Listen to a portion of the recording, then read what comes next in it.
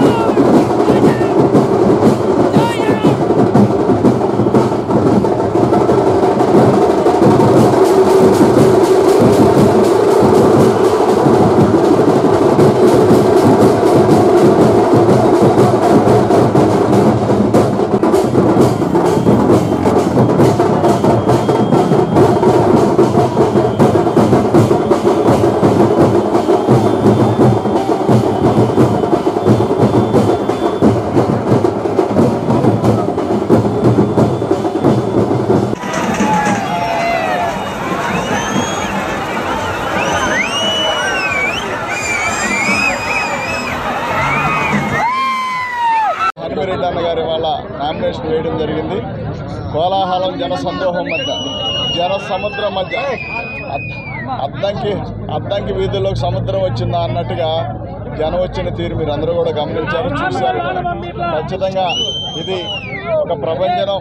అద్దంకులు ఏ నాడు జరగని విధంగా, ఎన్నడూ జరగని విధంగా ఇవాళ జన సందోహంతో అద్దంకి మొత్తం జనాలతో నిండిపోయింది. మరి అనిమిరెడ్డి అన్న విజయానికి, మా విజయానికి మరి ఇది చాలు అనిపిస్తూ ఉంది. కాబట్టి ఖచ్చితంగా అనిమిరెడ్డి అన్న అత్యధిక మెజార్టీతో గెలవబోతా ఉన్నారు. దానికి నిదర్శనం వాళ్ళు వచ్చిన జనమే. కాబట్టి వాళ్ళందరూ కూడా ఎవరు కూడా దేనికి జగన్మోహన్ రెడ్డి గారు ఇచ్చిన పాలనకి, సంక్షేమ ఫలాలని మరి మేమందరం కూడా తీసుకుంటా ఉన్నాం. కాబట్టి మేము ఖచ్చితంగా జగన్మోహన్ రెడ్డి గారు అభ్యర్థి ఎవరైనా సరే ఆయనకు మేము అండగా ఉంటామని చెప్పి ఇవాళ ఇన్ని వేల మంది తరలి వచ్చి మరి దాదాపుగా ఒక 3 కిలోమీటర్లు రావడానికే 4:30-5 గంటలు పట్టిందంటే మీకు అర్థమవుతా ఉంది జనం ఏ రకంగా వచ్చారనేది. కాబట్టి ఖచ్చితంగా మరి జగన్మోహన్ రెడ్డి గారు 2024 ఎలక్షన్ మరి జూన్ 4వ తారీఖున ఖచ్చితంగా విజయదుంబి మోగించడం కన్ఫామ్. అందులో భాగంగానే వైఎస్ జగన్మోహన్ రెడ్డి అనే నేను శబ్దం మాత్రం ఖచ్చితంగా ఈ రాష్ట్రంలో మళ్ళీ వినపడబోతూ ఉంది. కాబట్టి ఈ రాష్ట్ర ప్రజలందరూ కూడా జగన్మోహన్ రెడ్డి గారిని దీవించడానికి సిద్ధంగా ఉన్నారు. అందులో భాగంగానే ఇవాళ జరిగిన కార్యక్రమం. మరి ఇక్కడికి వచ్చిన ప్రేక్షకులందరికీ, ఇక్కడికి వచ్చిన జనాలందరికీ, ఇక్కడికి వచ్చిన మా నియోజకవర్గ ప్రజలందరికీ కూడా మరి మరొకసారి చేతులు జోడించి నమస్కరిస్తా ఉన్నాం. నేను హనుమిరెడ్డి అన్న ఎల్లవేళలా మీ దీవెనలు ఉండాలి, ఎల్లవేళ మీ ప్రేమ ఆప్యాయతలు మాకు ఉండాలి. ఈ రోజున అద్దంకి వైఎస్ఆర్సీపీ అసెంబ్లీ అభ్యర్థిగా నామినేషన్ వేయడం జరిగింది. నామినేషన్ అంతా కూడా విజయవంతంగా పూర్తి చేశాము. కానీ పొద్దున 9:30 నుంచి బయలుదేరితే 9:30 నుంచి బయలుదేరితే దగ్గర 4:30 గంటలు పట్టింది రావడానికి. జనసందోహం ఈ రోజున చూస్తూ ఉంటే అద్దంకి ఈనిందా అన్నట్లుగా చూసిన పరిస్థితి మనం ఈరోజు అద్దంకిలో చూసాము. ఎక్కడ పెట్టినా జనం. ఖచ్చితంగా రాబోయే కాలంలో ఈ అద్దంకిలో విజయదుందుబి మోగిస్తామని చెప్పి భారీ మెజార్టీతో నేను గెలుస్తానని చెప్పి, అదేవిధంగా ఎంపీ గారు అయినటువంటి నందిగం సురేష్ గారికి కూడా మంచి మెజార్టీ వస్తుందని మాకందరికి కూడా అనిపిస్తూ ఉంది. ఖచ్చితంగా జగన్మోహన్ రెడ్డి గారికి అద్దంకి సీట్ గెలిపించి గిఫ్ట్గా ఇస్తామని చెప్పి తెలియజేస్తాం. గారి అభిమానులకి, కర్ణం బలరాం గారి అభిమానులకి, నందిగం సురేష్ గారి అభిమానులకు కూడా అందరికీ కూడా నేను చాలా థ్యాంక్స్ చెప్తా ఉన్నాను. ఎందుకంటే ఈరోజు వచ్చిన జనం అద్దంకి చరిత్రలో ఇలాంటి నామినేషన్ వేయలేదని చెప్పి,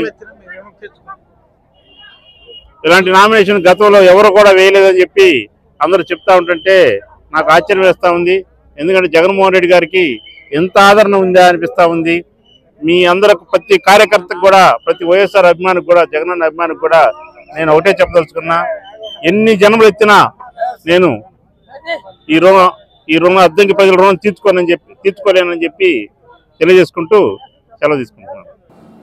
రాష్ట్ర ముఖ్యమంత్రి వైఎస్ జగన్మోహన్ రెడ్డి ఎన్నికల సమయంలో ఉద్యోగ ఉపాధ్యాయులకు ఇచ్చిన హామీలు అమలు చేయడంలో విఫలం చెందారని, మరలా దొంగ హామీలు ఇచ్చి అధికారంలోనికి వచ్చేందుకు చూస్తున్నారని ఎవరూ నమ్మవద్దని అద్దంకి శాసనసభ్యులు గొట్టిపాటి రవికుమార్ అన్నారు.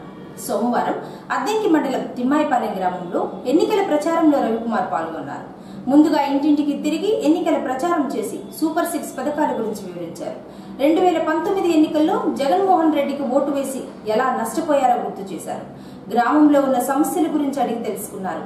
అనంతరం రవికుమార్ మాట్లాడుతూ ముఖ్యమంత్రి జగన్మోహన్ రెడ్డి ఉద్యోగ ఉపాధ్యాయులతో పాటు నిరుద్యోగులను కూడా తీవ్ర స్థాయిలో మోసం చేశారని, నిరుద్యోగులకు సరైన ఉద్యోగాలు లేక, ఉపాధి లేక అల్లాడిపోతుంటే వారిని ఆదుకోవడంలో విఫలం చెందారని, ప్రతి ఏడాదికి జాబ్ క్యాలెండర్ అన్న జగన్ గడిచిన 5 సంవత్సరాల్లో ఎన్ని లక్షల మందికి ఉద్యోగాలు కల్పించారో చెప్పాలని రవికుమార్ డిమాండ్ చేశారు.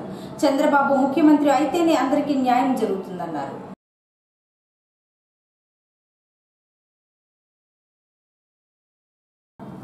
త్వరలో జరగనున్న అసెంబ్లీ ఎన్నికలకు సంబంధించి సోమవారం మొత్తం 7 మంది అభ్యర్థులు నామినేషన్లు దాఖలు చేశారు.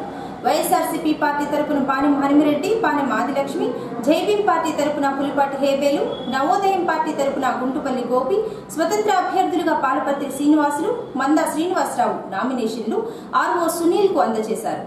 ఈ నెల 25వ తేదీతో నామినేషన్ల గడువు ముగియనున్నది.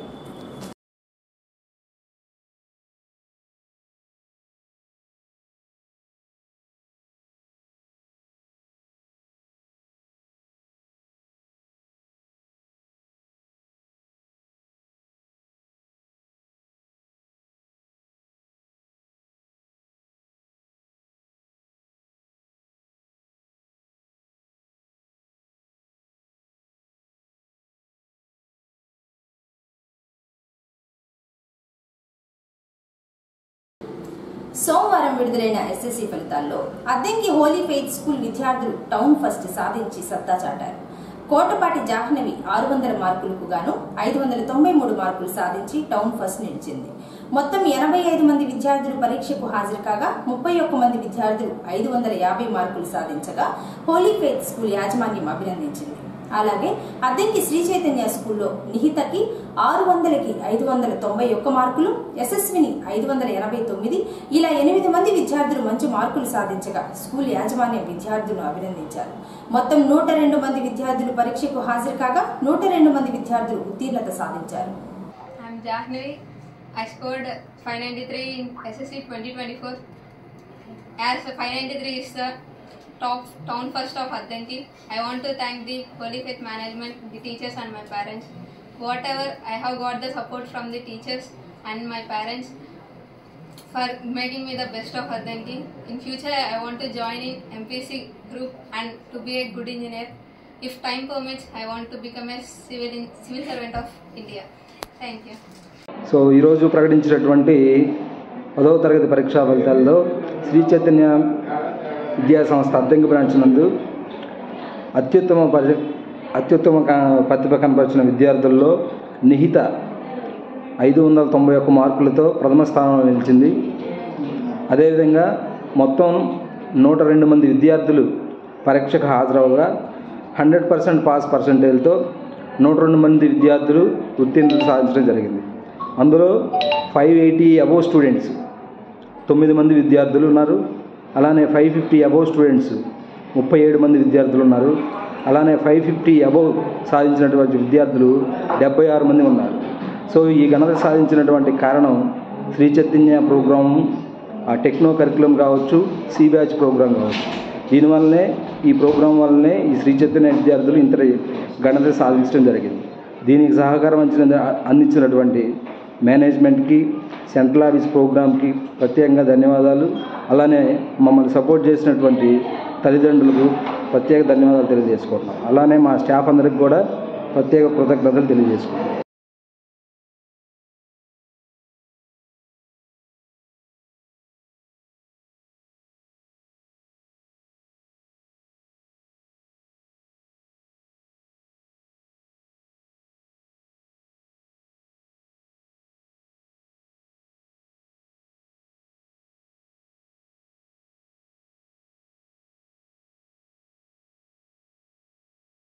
ఏసీ న్యూస్ ఇంతటితో సమాప్తం. నమస్కారం.